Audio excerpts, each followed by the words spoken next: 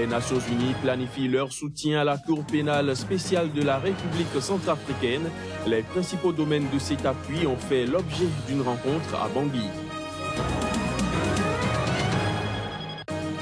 En Côte d'Ivoire, le Conseil constitutionnel a rendu publique une liste provisoire des candidats déclarés à la présidentielle. Ils sont 33 candidats en lice en attendant une délibération définitive. La Commission européenne va mettre à la disposition de la France 5 millions d'euros afin de faire face à la crise migratoire, annonce faite lors d'un déplacement à Calais du Premier ministre français. Bonjour à tous et merci de prendre ce rendez-vous de l'information sur SICA. Les Nations Unies ont entrepris la planification de leur soutien à la Cour pénale spéciale de la République centrafricaine.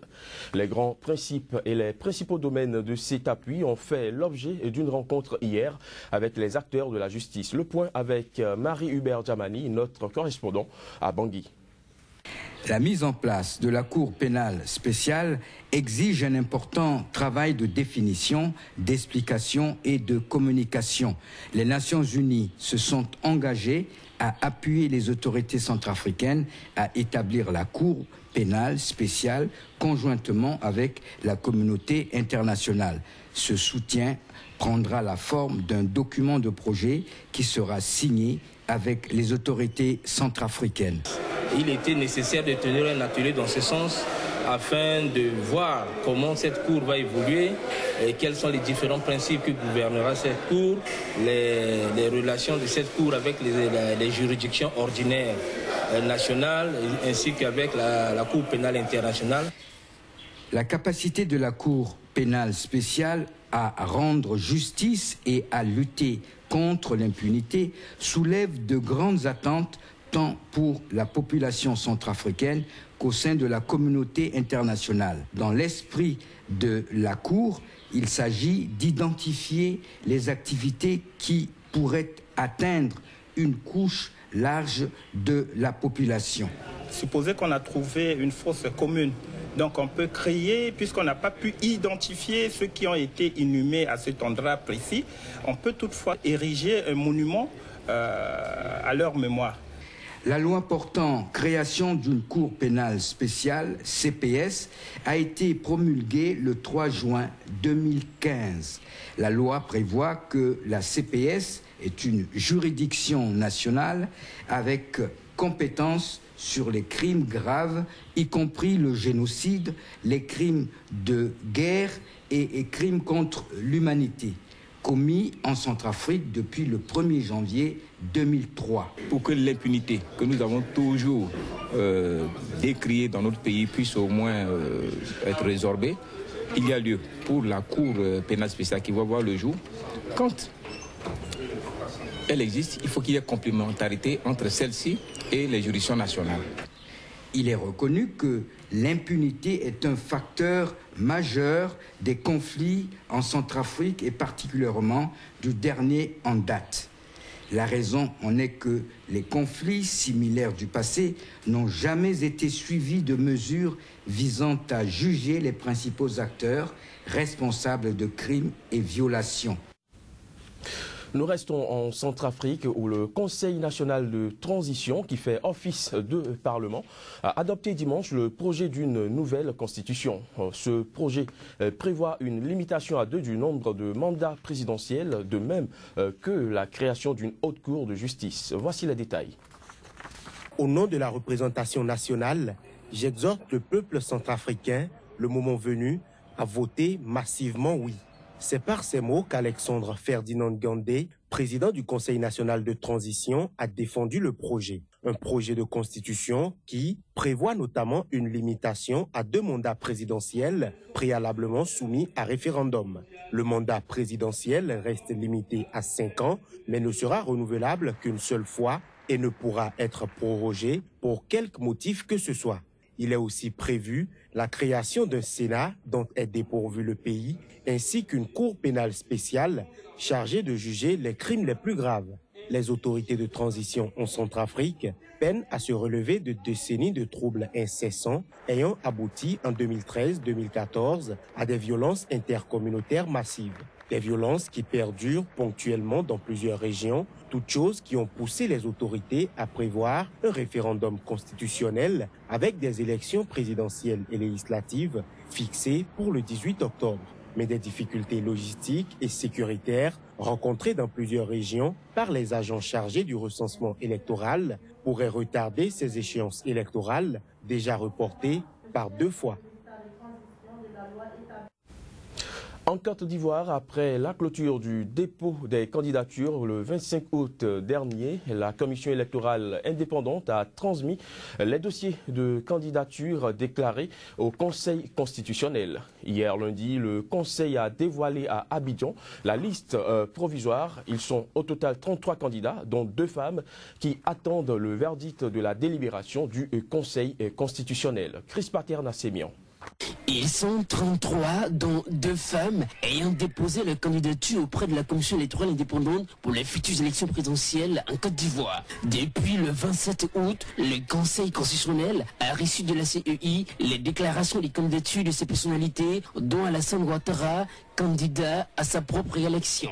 La liste provisoire des candidats est officiellement connue depuis ce lundi 31 août 2015 à Abidjan. Conformément à l'article 56 nouveau du Code électoral, le Conseil constitutionnel procède ce jour, lundi 31 août 2015, à la publication de cette liste et informe les candidats et les partis ou groupements politiques les parrainants qu'ils disposent d'un délai de 72 heures à compter de la présente publication pour présenter leurs réclamations ou observations. Les dites réclamations ou observations adressées au Conseil constitutionnel devront être déposées au secrétariat général du dit Conseil, 622, boulevard CAD, Abidjan Plateau, qui les inscrira dans un registre spécialement ouvert à cet effet. À l'expiration du délai de 72 heures, soit le jeudi 3 septembre 2015 à 10 heures, plus aucune réclamation ou observation ne sera reçue. C'est le 10 septembre prochain que les Ivoiriens connaîtront officiellement la liste de candidats retenus par le Conseil constitutionnel. Il faut dire qu'à 2 mois du scrutin, les critiques continuent par pleuvoir au sujet de la commission électorale indépendante ivoirienne. Certains candidats à la présidentielle n'ont pas cessé de tirer à boulet rouge sur le président de la commission, Youssouf Bakayoko. Mais malgré les attaques, ce dernier reste impassible. Le constat dans cet élément de notre correspondant à Abidjan. Il y a quelques années, les élections en Côte d'Ivoire étaient organisées par le ministère de l'Intérieur. Aujourd'hui, elles sont placées sous le monopole de la Commission électorale indépendante, CEI. Le code électoral ivoirien donnant pouvoir au président de la République de nommer le président de cette institution. C'est ainsi qu'en 2010, Youssouf Bakayoko, transfuge du RHDP, fut nommé par Laurent Gbagbo. Résultat, il est battu aux élections présidentielles. L'ancien président ivoirien, désormais pensionnaire de la prison de Scheveningen, ne reconnaîtra jamais ces élections. Pendant 5 ans, la Côte d'Ivoire est restée dans la psychose. Youssouf Bakayoko, reconduit par le président Alassane Ouattara à la tête de la CEI, les fantômes de 2010 hantent encore certains Ivoiriens. Mais pour d'autres, il faut apprendre à faire confiance aux institutions de l'État. Le niveau de démocratie est excellent. En Côte d'Ivoire, la liberté d'expression est une réalité. Nous avons une pluralité de partis qui existent, qui exercent librement leurs activités, pourvu que cela se fasse dans le cadre républicain et dans le respect des lois que nous nous sommes données. Et je crois que la pluralité également de candidats aux prochaines consultations présidentielles atteste de la vitalité de la démocratie ivoirienne. Pour prendre que mon exemple, aux élections municipales, j'étais donné perdant. Et moi, à un moment donné, je pensais que le ciel me tombait dessus. La CEI a fait un travail remarquable, le meilleur a gagné, et je suis heureux, en partant que de mon exemple. J'aurais pu dire que la CEI était aux ordres parce que la plupart des conseillers étaient de tendance de l'autre côté. Mais aujourd'hui, je suis en droit de dire que la CEI a fait un travail remarquable. Nous sommes habitués, n'est-ce pas, à des élections démocratiques vraiment apaisées, depuis notre accession à l'indépendance. C'est vrai qu'après la mort du père fondateur, nous avons rompu donc cette tradition-là, mais je crois que ces élections-ci doivent tirer les leçons des élections passées et faire en sorte que plus jamais, tout ce qui a conduit le pays à l'abîme, là, plus jamais nous ne vivions cette situation-là. Je reste confiant que nous serons tous capables de sursaut pour que justement tout ça appartienne au passé. Les prochaines élections présidentielles d'octobre 2015 en Côte d'Ivoire marquent un tournant décisif dans la vie des Ivoiriens. En bref, à présent, le chef de la rébellion sud-soudanaise, Riek Machar, a demandé hier lundi à la médiation est-africaine de l'IGAD de faire respecter le cessez-le-feu entré en vigueur dimanche dernier. Il a dénoncé de graves violations de la part des troupes loyales au président Salva Kiir. Selon l'ancien vice-président sud-soudanais, le cessez-le-feu a été rompu et le gouvernement est incapable de contrôler ses troupes. Il a dénoncé des bombardements de positions rebelles sur le Nil Blanc par l'armée du gouvernement. Et parlons justement de cette conférence de presse de l'ancien vice-président sud-soudanais Riek Machar qui s'est tenue à Addis Abeba en Éthiopie. Je vous propose de suivre ici un extrait de son intervention.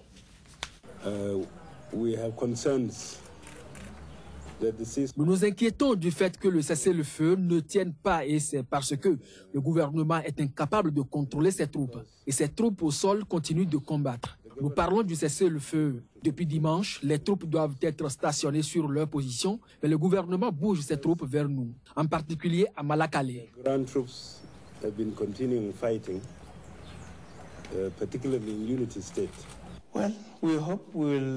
Nous espérons faire tenir le cessez-le-feu. Et c'est pour cela que je m'adresse à vous, parce que nous avons un intérêt dans la volonté politique de faire tenir ce cessez-le-feu. Le gouvernement doit répondre pourquoi a-t-il rompu le cessez-le-feu. C'est une violation flagrante du cessez-le-feu.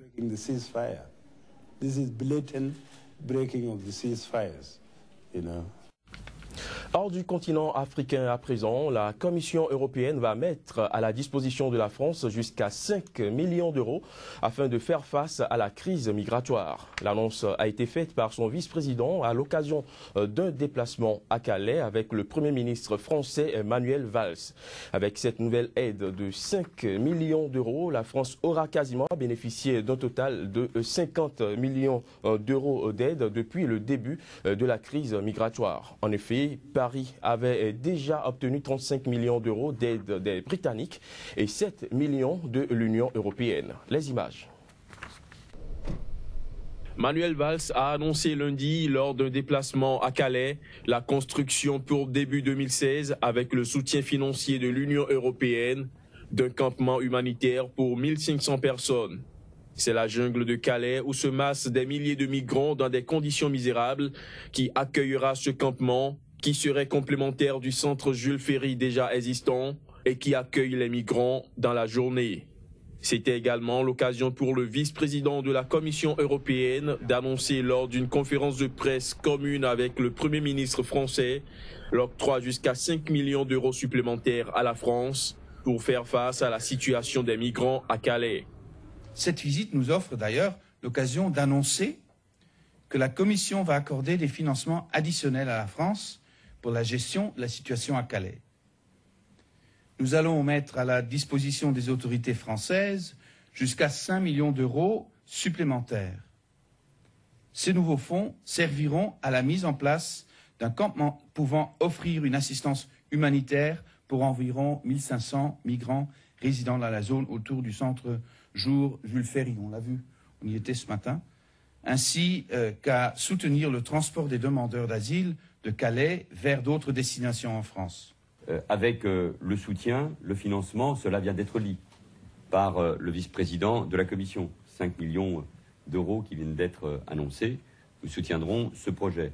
Et je parle sous le contrôle de Bernard Cazeneuve, mais l'idée c'est qu'il puisse ouvrir au début de l'année, puisqu'il faut des travaux pour permettre la construction de ce centre, donc au début de l'année 2016. La conférence de presse a par ailleurs été brièvement perturbée par une militante. Il vous a fallu 200 000 francs.